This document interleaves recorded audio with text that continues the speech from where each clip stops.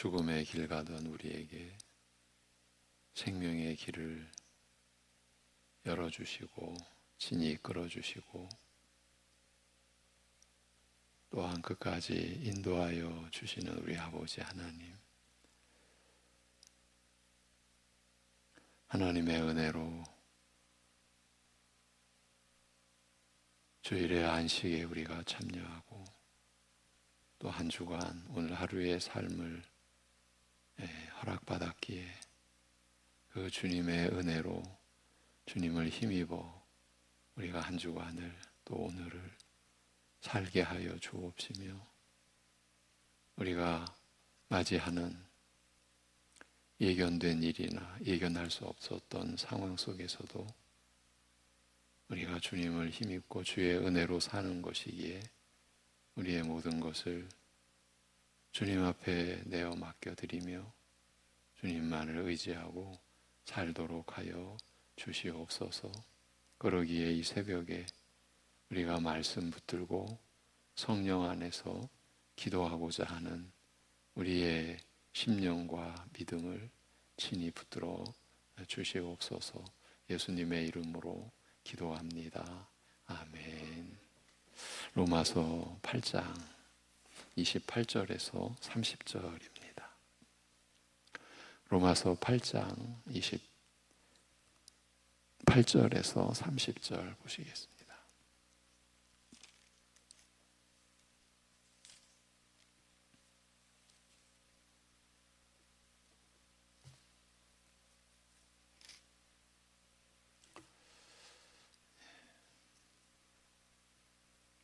(28절부터) (30절입니다) 같이 보십니다.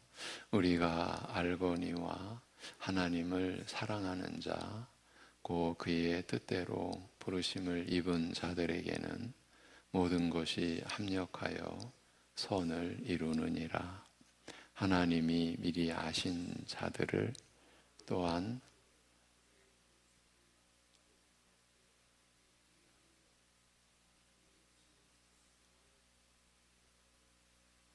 죄송합니다.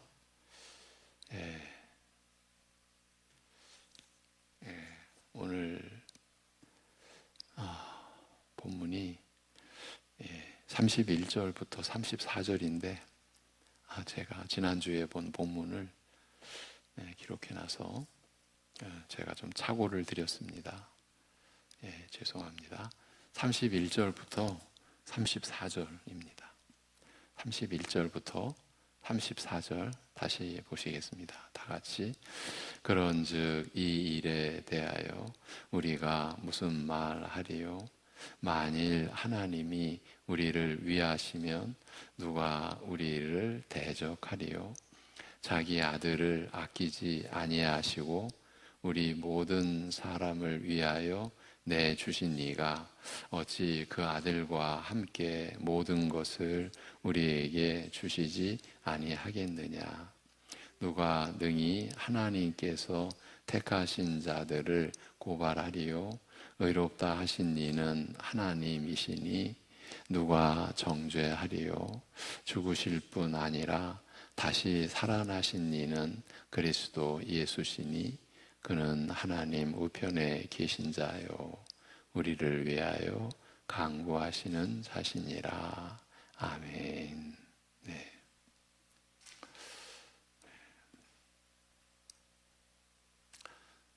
오늘은 이 31절부터 34절까지의 이 말씀의 내용이 여기에 배치되고 기록되어진 그 배경과 그 연유에 대해서 나누는 것으로 하고, 오늘 이 31절부터 34절까지의 내용은 내일 구체적으로 보도록 하겠습니다. 이제 그러고 보면은 28절부터 우리가 죄송하지만 읽다가 제가 뭔가 좀 이상해서 중단했었던 그 내용을 오늘도 짚어본다, 그렇게 볼 수도 있겠습니다. 성령의 인도하심을 받으며 이 땅에서 살아가는 우리 신자의 삶은 비할 바 없이 귀중한 그리스도의 영광에 참여할 것을 바라면서 살아가는 소망과 즐거움도 있으나 그리스도와 함께 고난을 받으면서 사는 어려움과 고통도 따른다고 말합니다.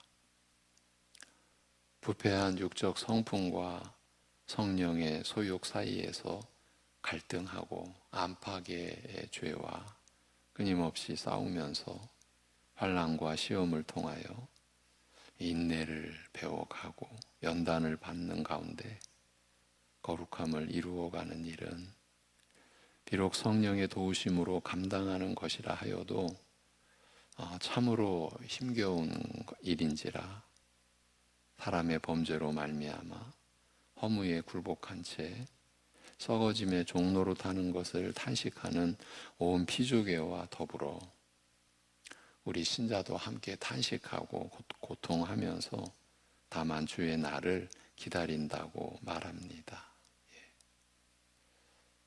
우리 신자들이 온 피조계와 더불어 함께 탄식한다.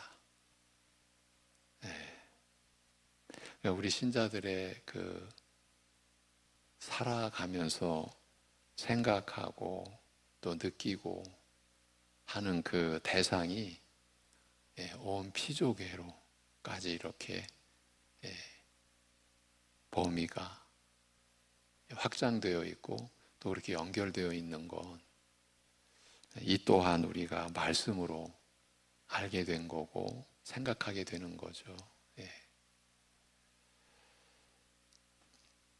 이미 성령의 첫 열매의 은혜를 누리는 우리 신자로서도 평생 이어질 이 힘든 일을 감당하기에 역부족임을 일깨우고자, 우리의 연약함을 일깨우고자 우리의 연약한 실상을 적나라하게 드러내어 밝히되 매 순간 하나님으로부터 오는 은혜를 힘입어 살아가야 할 우리가 사실은 마땅히 빌 바를 알지 못한다고 말합니다. 이제 우리의 연약한 실상이 적나라하게 드러나는 그 내용입니다. 나의 영적 사정과 처지가 어떠하며 하나님께 무슨 도움과 은혜를 구해야 할지조차 모른다고 하니 우리가 어린아이 수준에도 미치지 못할 정도로 허술한가 탄식하게 되며 심각하게 말하면 우리의 무지와 연약함이 치명적이라 절망하여 주저앉게 됩니다.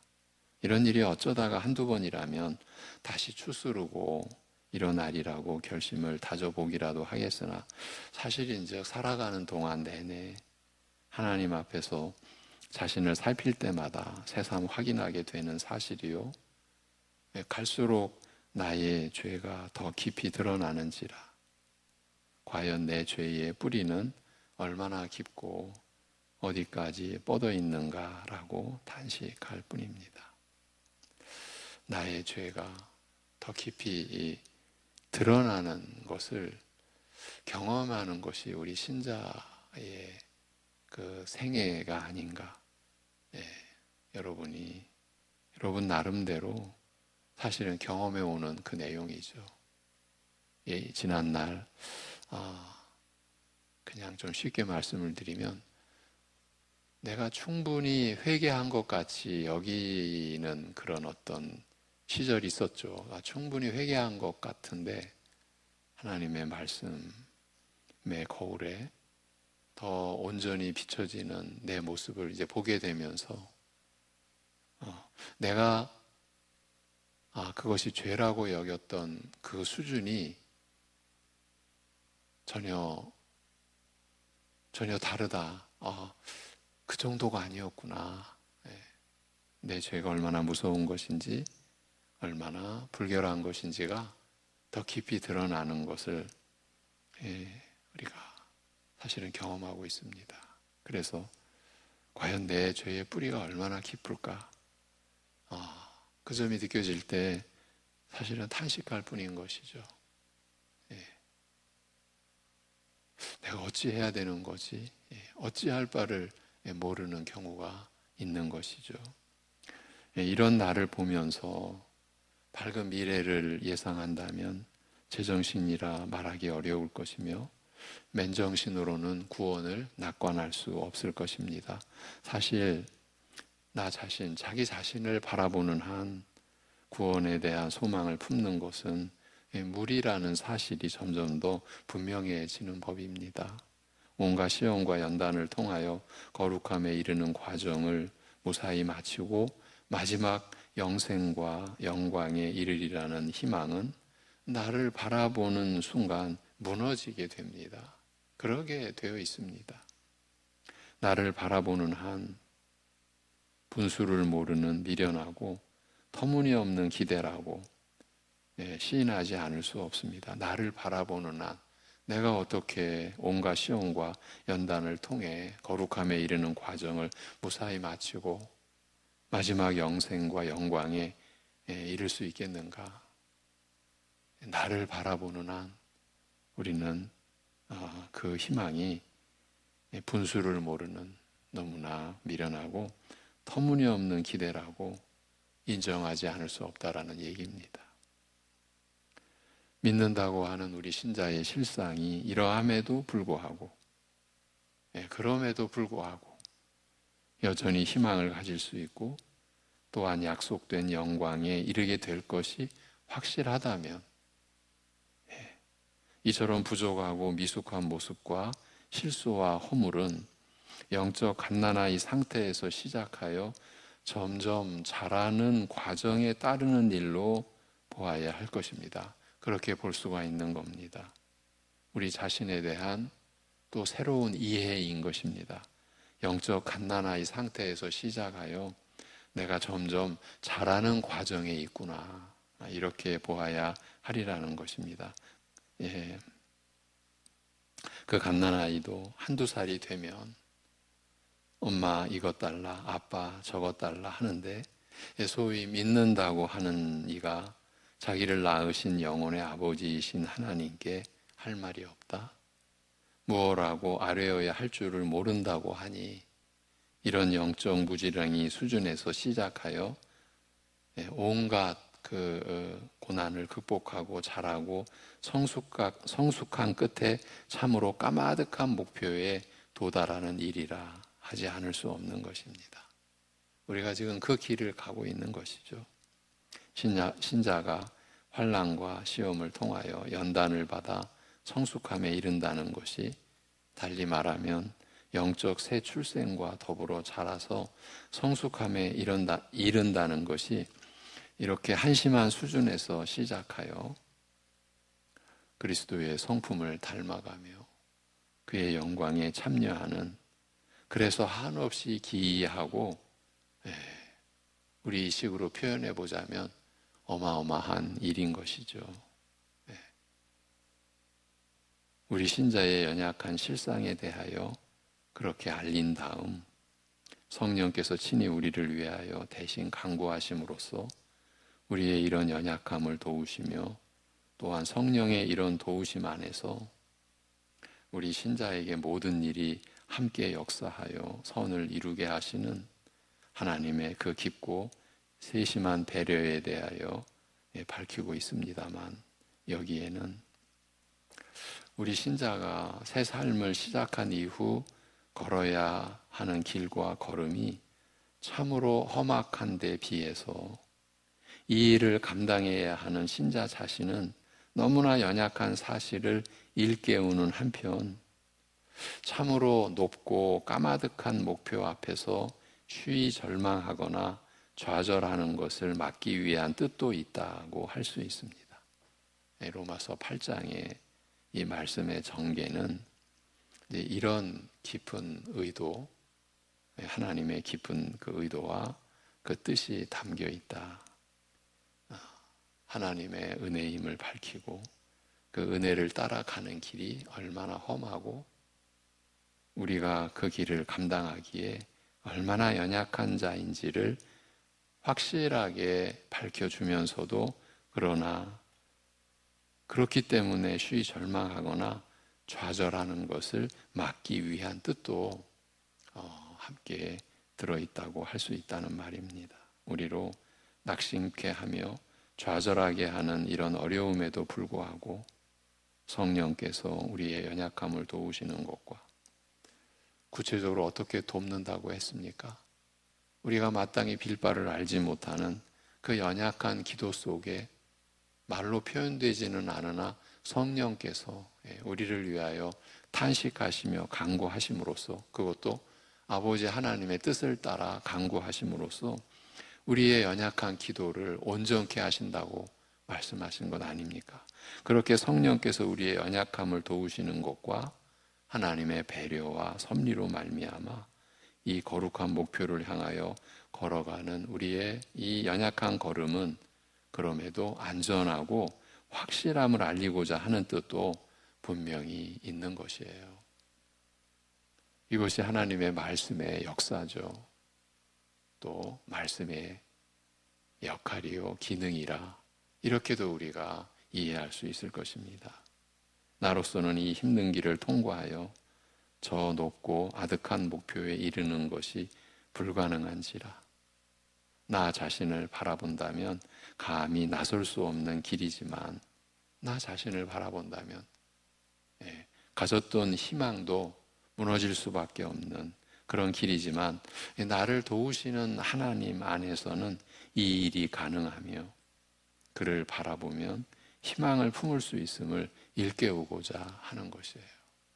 이제 그런 내용의 말씀이 오늘 본문 앞에 기록이 되어 있는 것이죠. 그래서 저희 교회가 섬기는 선지동산의 그 사역자들은 선지동산의 사역자들은 그래서 매일 이제 사역자로서의 훈련을 받는 그 과정 속에서 매일 하루를 시작할 때 이제 새벽에 같이 훈련 받는 분들이 이제 새벽 그 예배를 드리고 새벽 기도를 드리고 이제 함께 아침 식사를 준비해서 나누고 이제 오전 그 훈련에 돌입할 때 처음에 같이 하는 일이 이 로마서 8장을 암송을 합니다. 1절부터 마지막 절까지 함께 로마서 8장을 암송하는 것으로 시작을 합니다. 우리의 연약함을 붙들어 주시고 도우시는 하나님의 그 언약의 말씀, 약속의 말씀이지 않습니까? 이 말씀을 매일 암송을 하면서 이제 하루의 그 훈련의 일과를 시작들을 하는 거죠. 그렇게 나 자신을 바라본다면 감히 나설 수 없는 그 높고 아득한 목표에 이르는 길이지만 나를 도우시는 하나님 안에서는 이 일이 가능하며 그를 바라보면 희망을 품을 수 있음을 일깨우고자 하는 것입니다. 바로 이 사실을 가장 분명하게 가르치는 것이 지난주에 나눈 말씀이며 그 중에서도 29절에서 30절 그 내용입니다. 이는 미리 아신 자들로 그의 아들의 형상을 닮도록 미리 정하사 그로 하여금 많은 형제들 가운데서 맏아들이 되게 하셨으며 미리 정하신 이들을 부르셨고 부르신 이들을 의롭다 하셨으며 의롭다 하신 이들을 영화롭게 하셨느니라고 합니다. 미리 아심, 미리 정하심은 창세 전으로 거슬러 가는 만큼 오직 하나님의 뜻과 행하심에 속한 일이요.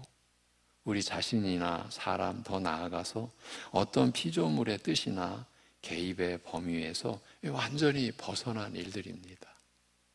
우리가 사람이 또 어떤 피조물이라도 관여할 수 없는 범위죠. 완전히 벗어나 있는 일들이에요. 이런 점에서 우리의 구원은 창세 전으로 거슬러 가서 미리 우리를 아시고 구원하기로 미리 정하신 하나님의 예정에 근원을 두고 있으며 이미 여기에서부터 시작되었다고 할 수 있습니다. 여러분 한 분 한 분의 받은 그 구원의 은혜는 이렇게 창세 전에 근원을 두고 있다라는 거죠. 이미 거기서부터 시작되었다. 그러니 우리가 어떻게 관여할 수 있는 일입니까?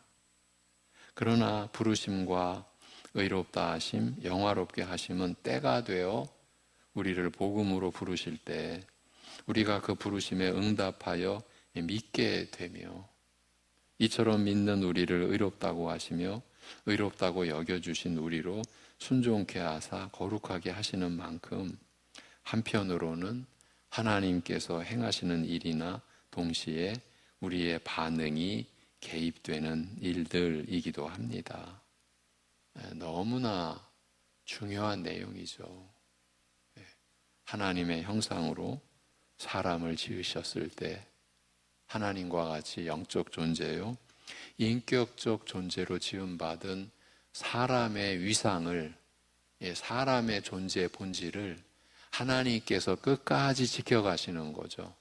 그러니까 우리를 기계적인 존재로 여기시지 않는다라는 거죠. 그래서 전적인 하나님의 행하시는 일에 동시에 우리의 반응이 개입되도록 하신 것이죠. 이처럼 하나님의 부르심에는 우리의 믿음이 따르며, 우리의 믿음과 더불어 하나님께서 우리를 의롭다 하시며 의롭다고 선언하신 우리로 하여금 순종케 하사 거룩하게 하심에도 불구하고, 이런 일들에서도 일체 우리의 반응이나 개입을 언급하지 않고 생략한 것이 특이하다, 그렇게 볼 수 있어요. 이 로마서 8장의 이 말씀의 전개 속에서 일체 우리의 반응이나 개입을 언급하지 않고 생략되어 있다, 그 점이 특이하다라는 거예요. 하나님의 부르심과 의롭다 하심, 그리고 영화롭게 하심에서 우리 신자 편에서 개입하는 부분이나 반응을 철저히 배제하고 오직 하나님께서 행하시는 일로만 기술하고 있는 것입니다. 그렇게 로마서 8장의 말씀이 기록되어져 있습니다. 이와 같이 우리의 구원을 철저하게 하나님께서 홀로 일방적으로 시작하시고 진행하시며 마치시는 것으로 서술한 그 이유를 짐작해 본다면, 우리가 이르러야 할 구원의 목표는 높고 아득한 데 비해 우리 신자 자신은 연약하여 스스로 이 일을 감당할 수 없는지라 쉬 절망하고 좌절하는 어려움에 빠지지 않도록 배려하신 것이 아닌가 여겨집니다. 우리 자신을 바라보면 우리의 연약하고 허술한 실상이 낙심과 좌절, 그리고 구원의 마지막 목표와 소망에 대한 불안과 회의로 이어지기 쉽습니다만, 우리 자신을 바라보면 그럴 수밖에 없지 않습니까? 그렇습니다만 우리의 구원이 시종일관 하나님에 의해 주도되고 이루어지는 것이라면 더 이상 우리 자신의 연약함 때문에 절망하거나 무너지는 일은 없을 것이기 때문입니다. 우리 신자의 한 사람의 생애만을 놓고 보아도, 우리 자신을 놓고 보는 거죠. 보아도 그러한 어려움이나 위기의 시간들이 한두 번입니까? 그렇지 않습니까? 얼마나 많은 교인들이 장기적으로 아니면 단기적으로 교회를 벗어나서 마치 믿음 없는 사람처럼 그렇게 살다가 돌아오곤 하지 않습니까? 그 기간이 단기간인 경우도 있지만은 아주 긴 경우도 있어요. 그러한 잠시, 그러니까 절망 속에 무너진 경험이 또 우리에게 있는 것을 부정할 수가 없는 거죠. 그렇기 때문에 우리의 구원이 시종일관 하나님에 의해 주도되고 이루어지는 이 사실을 로마서 8장은 더 구체적으로 밝히면서 우리로 하여금 자신의 연약함 때문에 무너지는 일은 없도록 그렇게 배려한 것이라는 겁니다. 말하자면 우리의 구원의 근거가 더 이상 연약한 우리에게 있지 않고 전적으로 전능하신 하나님께 있음을 알림으로써, 더 구체적으로 밝혀줌으로써 우리 구원의 확실성과 안전성을 확신케 하고자 하신 것입니다. 하나님에 대한 믿음인 거죠. 하나님을 향한 믿음인 거죠. 어떠한 상황 속에서도 하나님의 신실하심에 대한 믿음을 갖도록 우리를 배려하신 것이죠. 그래서 우리 신자들이 참 어려운 막막한 상황에서 일어난 일을 감당 못해 쩔쩔맬 때, 그리고 그 일의 결말이 어떻게 나타나게 될지 두려울 때 우리 신자들의 고백이 하나님의 선하심과 우리 아버지 하나님의 그 인자하심을 믿는 거죠. 고백하게 되는 거죠. 하나님의 선하심과 인자하심을 믿습니다.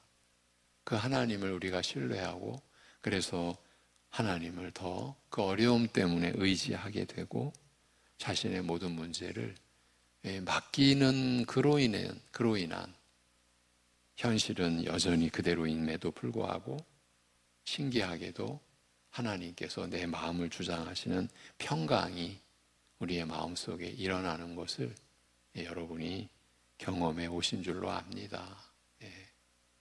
이렇게 우리 구원의 근거가 더 이상 연약한 우리에게 있지 않고 전적으로 전능하신 하나님께 있음을 로마서 8장은 우리에게 알려줌으로써 우리의 구원의 확실성과 안전성을 확신케 하여 주시는 것입니다. 다만 이제 문제가 되는 것은 이렇게 우리의 구원을 시작하시고 이루시며 완성에 이르게 하시는 하나님의 사랑과 긍휼이 어떠한지, 과연 죄 많은 나를 맡기고 기대고 의지해도 좋을 만큼 깊고 풍성한지, 그리고 이런 긍휼과 사랑을 베푸시는 하나님께서는 내가 모든 것을 던져서 믿고 의지해도 좋을 만큼 진실하신지 그 여부뿐이며, 여기에 우리의 구원의 소망이 달려 있는 것이죠. 오늘 말씀은 바로 이 점에 대해서, 오늘 우리가 본문으로 삼은 31절과 34절은 바로 이 점에 대해서 집중적으로 가르치고자 하는 것입니다. 그렇지 않습니까? 우리 연약함이 이렇게 드러나는데, 하나님께서 우리의 연약함을 드러내 주시는데, 우리를 바라볼 때 어떻게 우리가 영원한 소망에 안전하게 거할 수 있겠습니까? 우리는 무너질 수밖에 없는데, 그럼에도 그 구원의 근거가 더 이상 연약한 우리에게 있지 않다, 전적으로 전능하신 하나님께 있다, 그 점을 우리가 받음으로써 우리의 구원의 확실성과 안전성을 확신케 된다고 한다면, 이제 문제는 과연 이렇게 죄 많은 나를 맡기고 기대고 의지해도 좋을 만큼 하나님의 사랑과 긍휼이 풍성한가? 이런 긍휼과 사랑을 베푸시는 하나님께서는 내가 모든 것을 던져서 내 안팎에 모든 것을 다 던져서 믿고 의지해도 좋을 만큼 진실하신지 그 여부뿐 아니겠습니까? 거기에 우리의 구원의 소망이 달려있는 것 아니겠습니까? 오늘 말씀은 바로 그 점에 대하여 집중적으로 우리에게 또 가르쳐 주고 있는 이 내용은 이제 내일 나누도록 하겠습니다. 기도하겠습니다.